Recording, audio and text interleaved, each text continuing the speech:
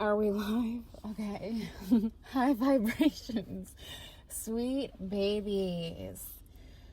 Oh my goodness. Wow. Wow. How are we feeling after walking through that 1010 portal?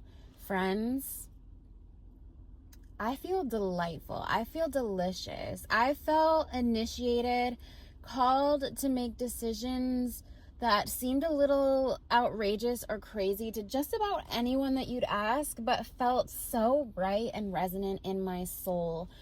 I felt so connected to my intuition. I felt like I was receiving so much clarity. And it is my truest hope that you were experiencing those feelings along with me. Now, if you're not feeling super groovy right now, I know a lot of people are going through some difficult times and just at the very least feeling the heaviness of the weight of the world. There's a lot of tragedy and devastation going on globally right now. They're always, not to laugh, but like there always kind of is in some way, in some form. But I think now more than ever, it feels very difficult to get away from it. In fact, when I open my social media, albeit earlier than I had thought I was going to be on social media this morning, and this is maybe my lesson, but I opened my social media and somebody like shared a dead person.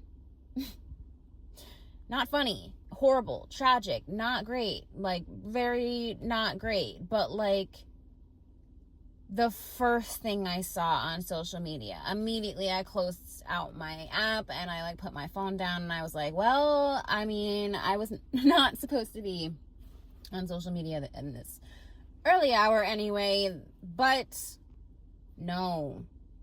Like, I understand that outrage moves mountains, and sometimes people are a little naive, maybe, or they willingly choose to be naive. Their ignorance is bliss, you know.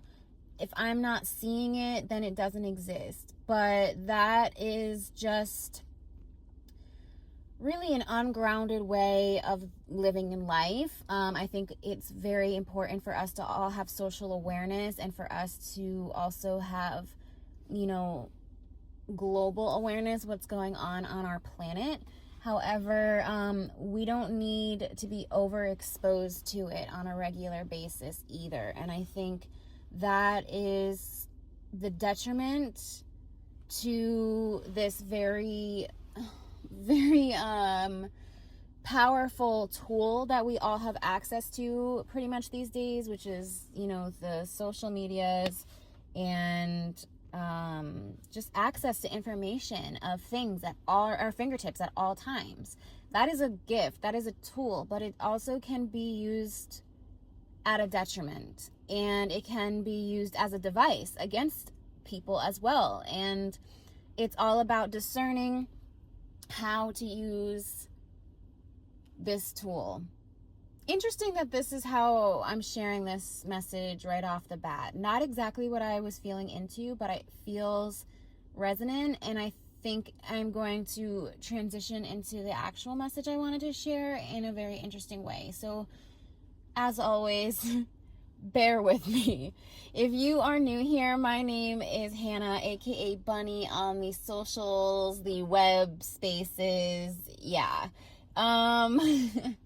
I am a full-time professional model, and I am also a life and mindset coach, but I'm also a Jill of all trades, very connected to my inner world, very connected, tapped in, tuned in, turned on. So I like to share readings. I like to share what I'm channeling and feeling into, the energies at play. Okay.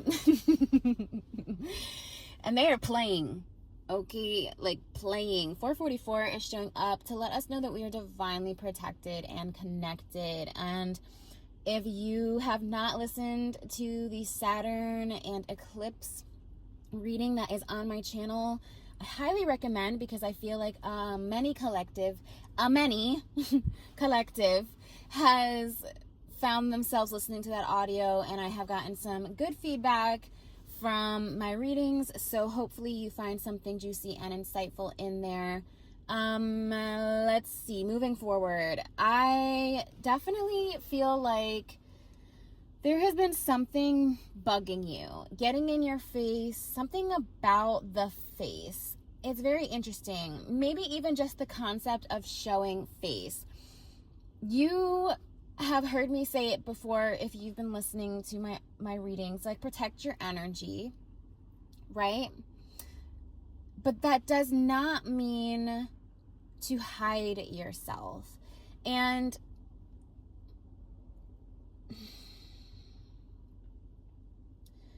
this is really interesting because I feel like these two things do intertwine. So let me figure out how to bring it to that. So when we think about our tools, our devices, our resources, and our phones being one of them in this digital age, how we use them means so much. It means so much. So something that I've been working on with my coaching program is digital boundaries, which is hilarious because I woke up and totally broke my own boundaries, immediately regretted it. And it's such a great example. But like, digital boundaries are very important because the world is evolving and we need to keep our systems up to date, honey. Okay. So when it comes to the phone, this is your portal. This is actually very juicy wisdom that I'm sharing right now. So if you're here, thank you for being here. I'm very glad that you're here and I appreciate you listening. But I am dropping gold nuggets of wisdom in this audio that I normally would be selling in my coaching. So anyway, in my coaching program that literally poured out of me last night, I have been crafting it for a millennia.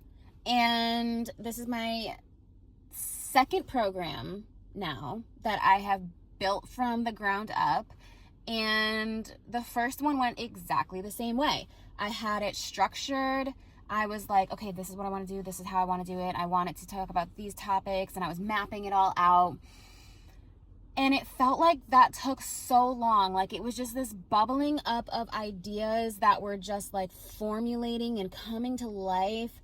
But like, and I was talking about it. I'm like, yeah, I'm working on a program. I went out to LA right before it like came to life, and I came back so inspired. And I'm actually glad that it went the way that it did, because I came back from LA refreshed, replenished, anew. And I came back with so many ideas, so many fresh points of view, and so many connections that I ended up having a lot of women that I met on that trip contribute to the program. Had I not waited up until that point to put it together, I would have built this mediocre, bland program. But I trusted in the divine timing of the process, and it poured out of me within weeks. Like the actual materials, like the creation of the materials. I rented a space, filmed everything. Oh my God, girl as in me, girl as in I, she is I am her. Damn, girl, that's what I'm like. Hold on, give me some motherfucking credit. Hold up, that's great. I was a young professional with a dream, honey. Okay, like literally that's it, just a hope and a prayer, quite frankly. And I rented the space. Mind you, I had no coaching clients. I invested the fuck into my business and myself. I had nobody pre-signed up. I had no wait list. I had a bunch of really cool connections and a lot of ideas. And that was enough for me to start. And so I really just could not have done it any better if I had done it sooner. And if I waited too long after, maybe some of those people would have been, moved on from some of the ideas, got involved in other projects, whatever. The divine timing, when I got back from that trip, the program poured out of me. Just like that. The materials were written. I wrote up EFT scripts. I created the playbook. Okay, the materials came to life very quickly. And the reason I'm bringing this up is because Spirit wants me to assist you in understanding that you are on the divine time. You are on divine timing. You cannot sit here and judge and critique your timeline. You also cannot abandon or timeline jump. If you're looking into timeline jumping, timeline shifting, blah, blah, blah, blah, drop that shit, okay? I know that this is a controversial take, but I'm not into the idea of timeline jumping or shifting. Here's why, okay? It brings the energy of abandonment. It's coming from a place of abandonment. You can sit here, okay, and tell me all day and all night that, no, I am a quantum being and I can, like, I'm infinite. Blah, blah, blah. You came into this timeline for a reason. You're here in this timeline. You were incarnated at the exact time that you were for a reason. Like, everything was down to like minutes, seconds, milliseconds, and you're gonna shift your timeline just because you can. Congratulations, you're the next Avatar Airbender, but you are also coming from an energy of abandonment, of not being. It's the art of detachment times 10, which is, if you want to be a person who is completely detached from their reality, so much so that they can just make peace with an entire new one showing up, do you, boo. Like, you're basically monk status in my eyes, and all the respect, but like, for me, what enriches my soul, and maybe, I have a couple more lifetimes to incarnate. I know I'm so esoteric right now, but just bear with me as always. Like, maybe I still have to evolve a couple more times. Maybe I have to come back as a motherfucking tree or something before I really get it. But like, I'm not interested in abandoning this timeline. I'm not interested in it. Even if it's challenging, if it's hard, I trust in the divine ordinance of things. I trust in my divine gifts, but that does not mean I need to exercise a specific ability to gain more, to have more physical stuff, to have the relationship I wanted, which is usually realistically what a lot of people are doing with this whole idea of timeline jumping, timeline hopping. I dabbled. Okay, I did. I was into it. I liked the idea when I was coming from a place of lack. When I was coming from a place of desperation, of struggle, of feeling like I had nothing left, I was like, fuck this whole timeline, I'm out. Did it work? Who's to say? Things have gotten weird, There's been times when I'm like, this doesn't feel like the same world I was living in. However, I'm here now, bitches, and I'm gonna stay. Like, this is where I'm at. So I'm excited to play with this reality that I'm here and that I'm in. I have no interest in being anywhere else. I have no interest in spiritual bypassing my way through life. I was put here to experience life. I am a spiritual being having a physical experience, and I want to experience it. I don't want to rob myself of that. I don't want to rob myself of being human. It took me all the esoteric lessons, studying so many different religions, to come back to the principle that human nature is the blessing. Being alive, being here, being human, having emotions, having rough times, struggling with stupid first world problems. That's it. This is it. You want to talk about Zen mastery? There's nothing coming next. This is it. What are you going to do with it? All right, bringing it back. So when it comes to social media, we deviated, friends. How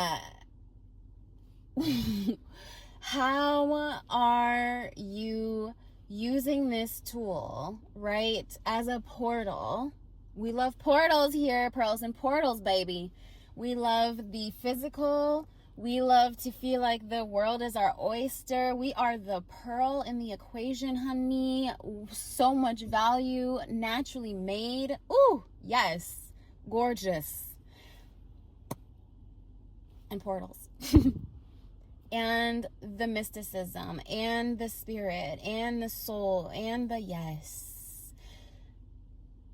I realized that I needed to create better boundaries, and it's something that I talk about in my coaching program to assist people.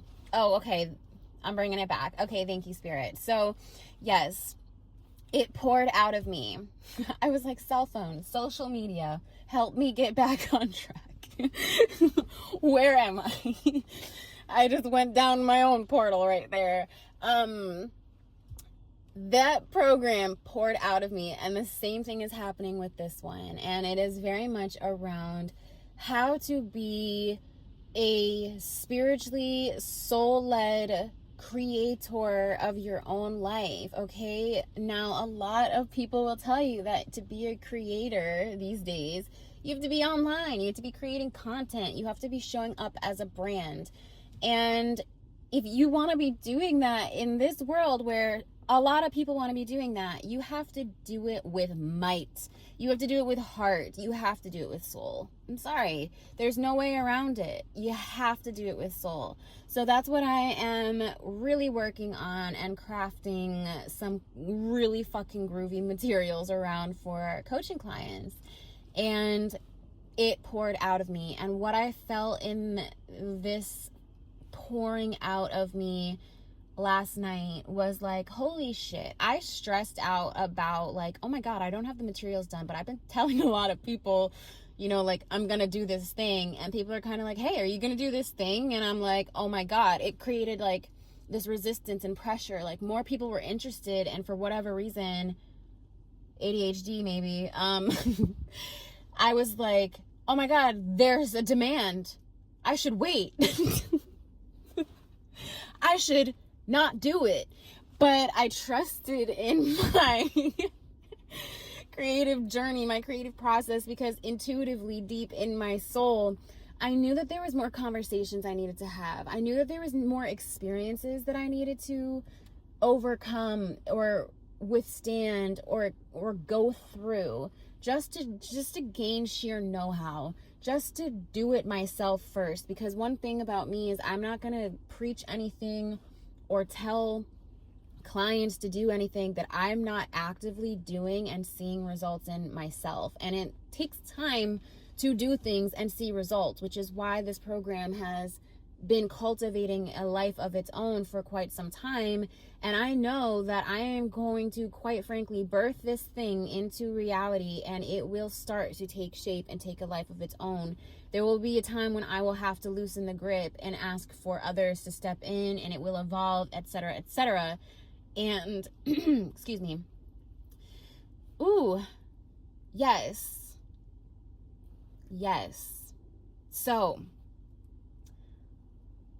if you are working towards something big, heartfelt, soul-led, and you are feeling like, what is this timeline? Should I abandon this one and just start at a new one? How do I get to what I'm looking for and what I'm feeling called to? Trust the divine timing. Trust your process. Trust your creative process. And if you don't know what that looks like yet, figure that out. And it's not just when you sit down and do the painting or write the song. It is like when you're actually gaining the ideas. It's the idea actualizing. It's the whole process. And that's worth investigating as a creative person. And that's what I'm really looking to support my clients on as I begin opening up these coaching spaces. And I'm not going to be taking on many clients at a time. It's going to be a 3-month commitment for creators and mystics and extravagant humans who are ready to truly feel soul-led and purposeful in what they're doing and what they're creating. I need to have a container and cap it at a specific amount so I can really hold space for those people. I will be taking on 2 pro bono clients for this first go around because I'd really like some feedback, some honest, authentic, you can tweak this could be better. I love it. I'm here for it. So anyway, if you're interested in any of that, you can get in contact with me. I'll probably figure out a link for you to do that down in the description box. So yeah, I'm hoping to have even more things to share around that very soon.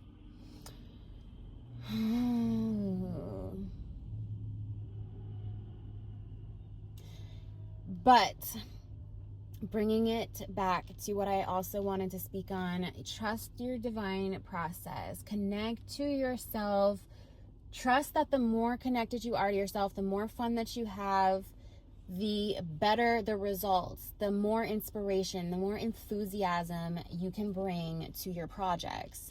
So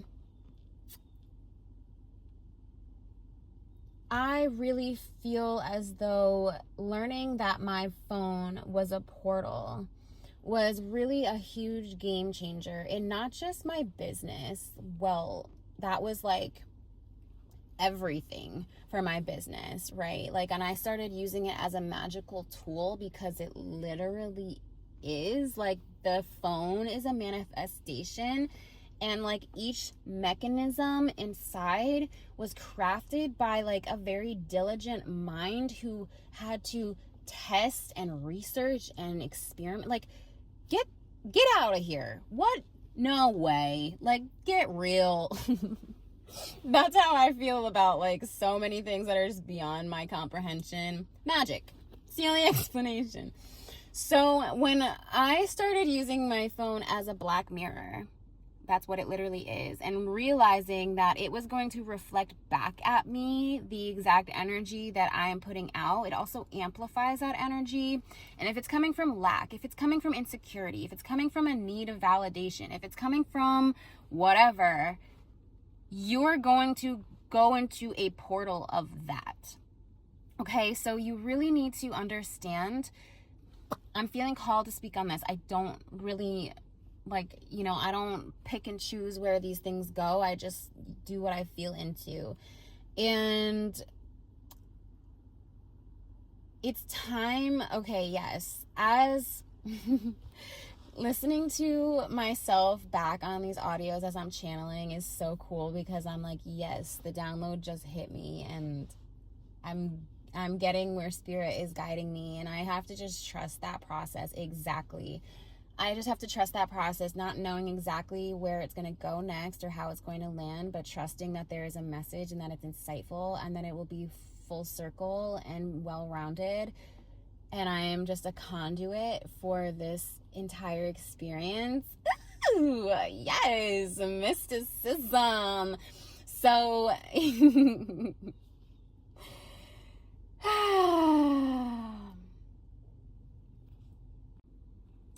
the collective, oh, excuse me. That's the second time that's happened. Okay. If you're experiencing like a block in your creativity, or you feel like, when is my, I don't know, your big break or your masterpiece or your magnum opus, like, when is it going to take shape? Like, where is it? When is it coming? Like, release the resistance. Come back into your joy. Come back to your bliss. Come back to your self-love and your self-care. Move your body is a huge thing too. And I'm going to stop dropping all my nuggets of wisdom that I really do want to work on my clients with. Although we go so much deeper in all of the materials that I've been preparing. This just barely scratches the surface. But anyway,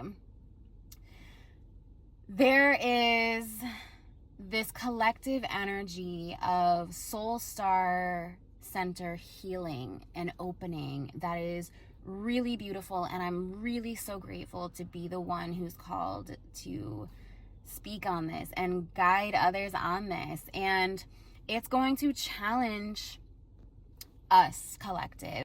Because what we know about any of the energy centers is that it's a balancing act. We can't just work on opening and expanding and healing one energy center without having to look at the others, because where there is a lack of energy, there's a surplus in another, a space that is overcompensating, if you will, to make up for the imbalance of the other spaces, which is why I'm so glad that we collective worked through a lot of self-expression. We worked through a lot of heart space and learning how to open up, right? We're the pearl, not the oyster. We don't need to clam up. We were working through a lot of that, and our hearts were tested. Our hearts were put to the test through all of this. It was not just this beautiful, light, like easy flowing journey when it came to the matters of the heart and how to really tap into that pearlescence. Oh, yes, honey. It meant having an open heart despite, not in spite, that's hilarious, despite all of the situations that could easily tell us, close up, clam up. It's safer this way. Just close yourself off. And that's how we become disconnected from others and isolated from the world. And we also become disconnected from ourselves when we act that way. And what we're also doing is hiding. Yes. Which is, we're getting full circle. And I really do want to bring this into a close here in the next few minutes. Thank you so much again for listening along. I really do appreciate if you are finding this useful, insightful, like soul food for thought. Make sure that you really accept all the magic and all of the energy that I'm infusing into this reading when I do these readings and I'm sitting here, and I always find myself in a very peaceful, very open, very safe environment, and I'm bringing to you that energy that you can carry with you. And I have enough to share, so I really want to do that. So go ahead and drop a comment or leave a thumbs up if you want to accept and receive all of the infused yummy goodness that I trap in these audio recordings. Okay, so when we are hiding, this is not the same thing as protecting your energy, okay? And let's just be real. Like, we can protect our energy all day long, and then we hop onto these portals and we drain ourselves of it. We let ourselves watch stupid things that literally take away from so much high vibrational frequency that we've been working to cultivate and protect. We make stupid choices by texting some person we know isn't good for us. Just the wounded, shadowy traits love to play in the digital playground. They love to feel the safety of the screen. But what we don't understand is that it's not a screen, it's a black mirror. And we, honey, love to use mirrors in our practices. I say we because I think that there's some of you who are listening who are very familiar with mirror work. There's also some of you who have no idea what I'm talking about, and that's fine. I can feel the difference. But those of you who know what I'm talking about, that mirror work cannot stop at your phone. In fact, I was connecting with a dance teacher. I was doing dance classes. I still am trying to do that, but travel has made that a little difficult.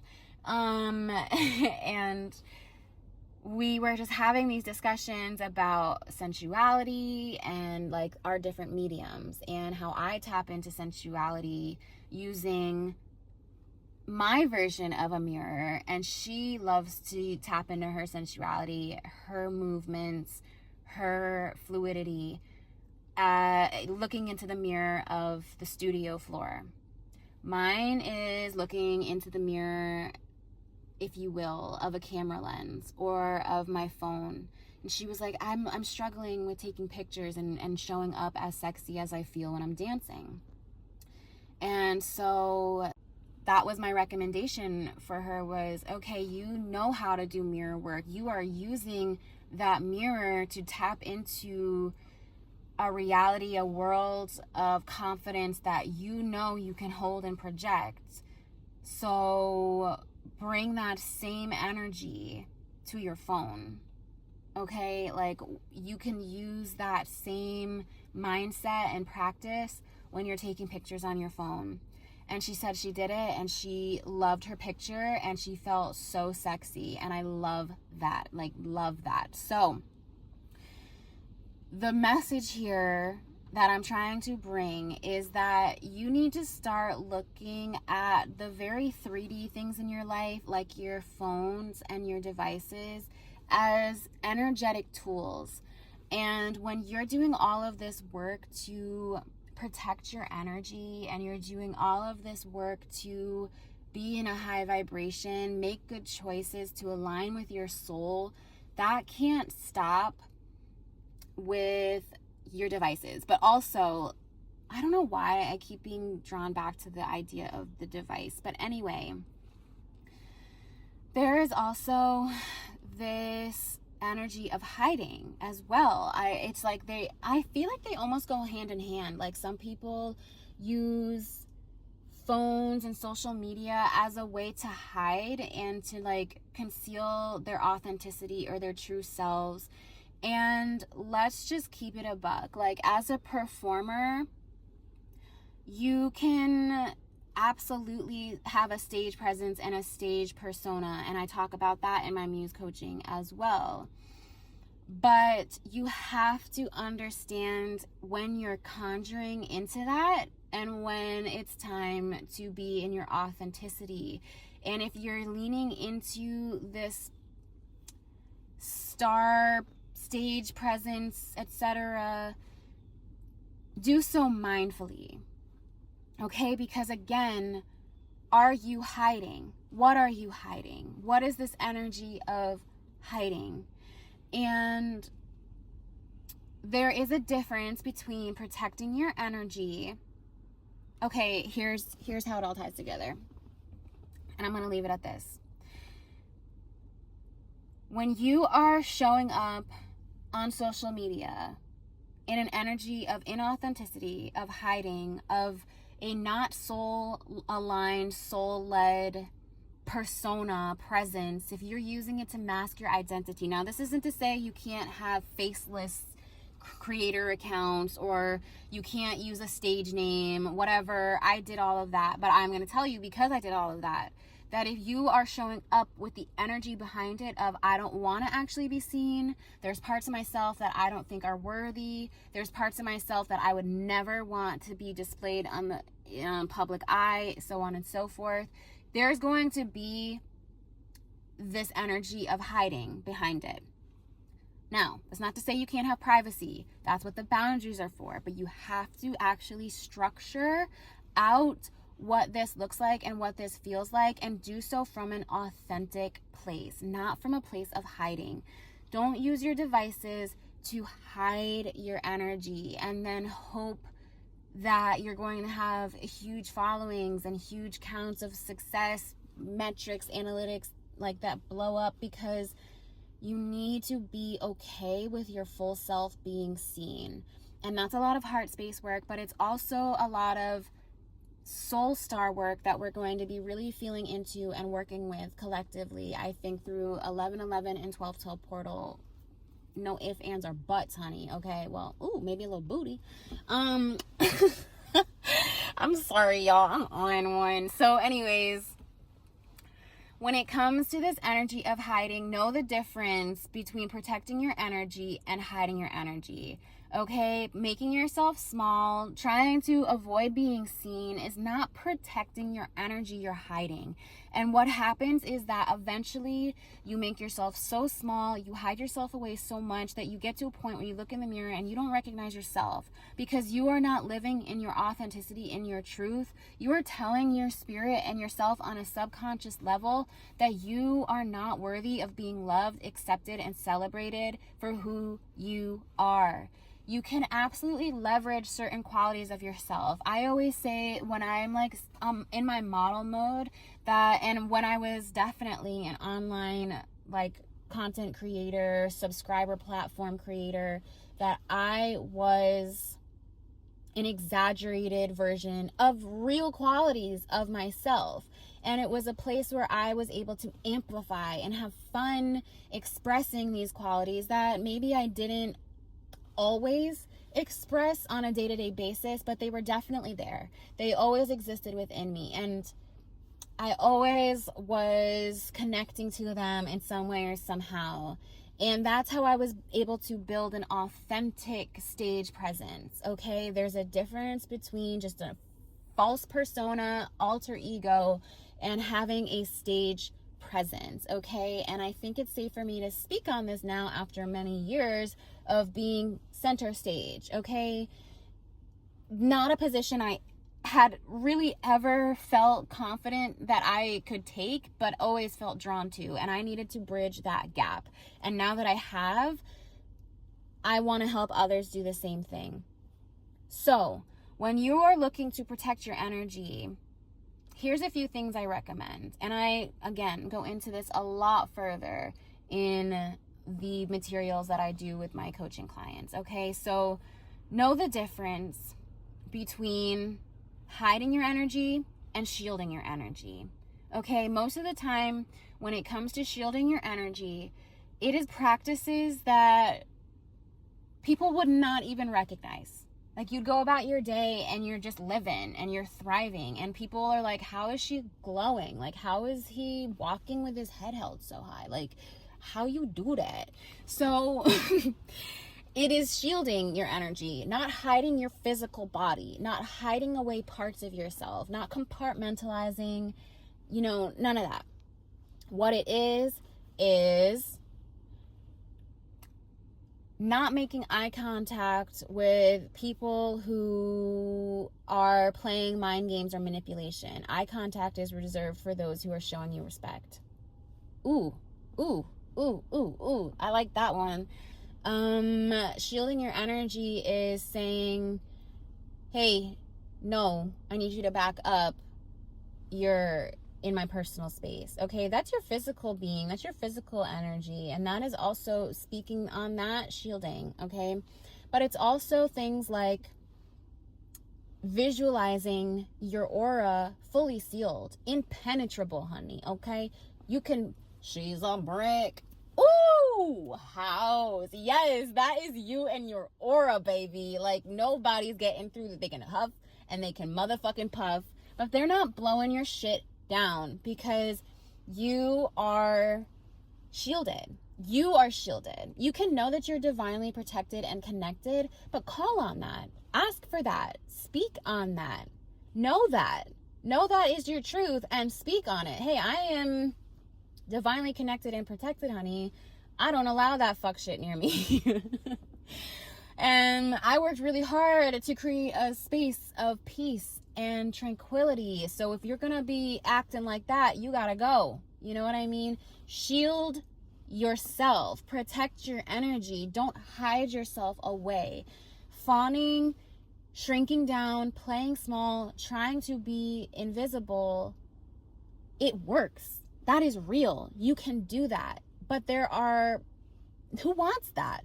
Maybe it is a skill that you can use to your advantage for your safety, and probably have in your life used for your safety. So what your brain does is it registers it as a primary way of operating to keep yourself safe whenever you feel threatened. However, what happens when we go through traumatic experiences, and not knowing this, you may have gone through many traumatic experiences, whereas if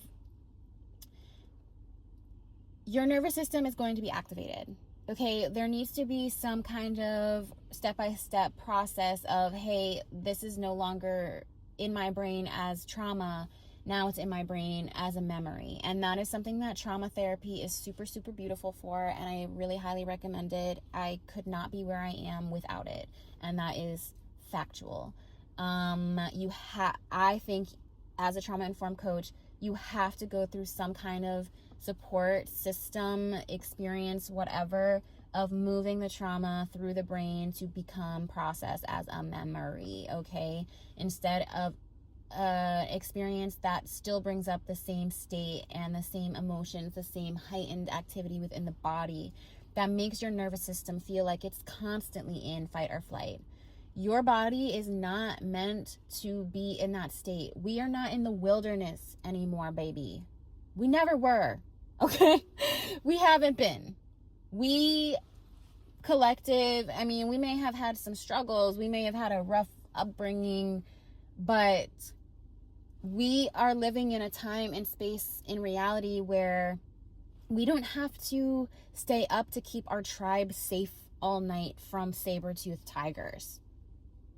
That is such a random example, but like, am I wrong? Like, we don't have to do that. Like, our nervous system should exist at a pretty relatively homeostasis-like state. We can relax a bit. And if we're constantly in this fight or flight, agitated, high stress, highly volatile frequency, we are not able to exist in a space or work through those things that make us feel like we have to hide. Okay, we exist in this space of feeling we have to hide, our default setting, right? Because of the trauma way back when and all the trauma sins that we never worked through. Now our nervous system, whenever we feel activated, whenever we feel a perceived threat, which could just be somebody bumping into you at the Taco Bell line, like, we're ready to fucking go. Like, no, that is not helpful. We can't hide, we can't diminish, we can't become invisible and evaporate. No, you are here and you need to show up here and take up space. And that is how you protect your energy going forward. Maybe there was a reason for you to move inward, like maybe for your safety, and this is in the divine's hands, not ours. We don't always know what we were being protected from. We don't always know what was happening in the quote unquote behind the scenes, if you will.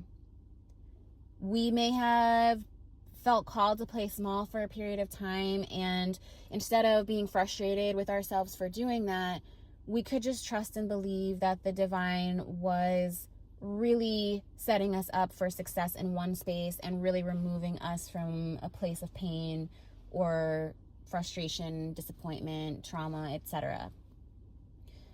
That's a very spiritually empowered way to look at the situation, while still recognizing that you have to now move forward. You cannot stay in this place of needing to be small, needing to be, maybe it's quiet, maybe it's like not expressing yourself, maybe it's fitting in, following trends, not rattling the cage, you know, whatever it is. But Spirit is saying, we don't have to do that anymore, okay? It's time for you to learn that protecting yourself does not mean playing small. You are actually meant to take up space. You're meant to be a force to be reckoned with, honey. And by doing so, you can then act as an example at the very least, or maybe you become a guide for other people who are experiencing similar things that you've experienced too. And isn't that what life is all about? I would say so. Anywho, I'm gonna leave it at that, my friends. Oh my goodness. Okay, some issues there. I did feel like I was gonna want to talk about some other practices, but I feel like the message came out the way that it needed to. A little all over the place, albeit, but I think what was meant to land will land for those who are resonating and in this same wavelength and chapter at the current present. Yes, so I'm gonna leave it at that. I will talk to you very soon. Sending you all my lovin'.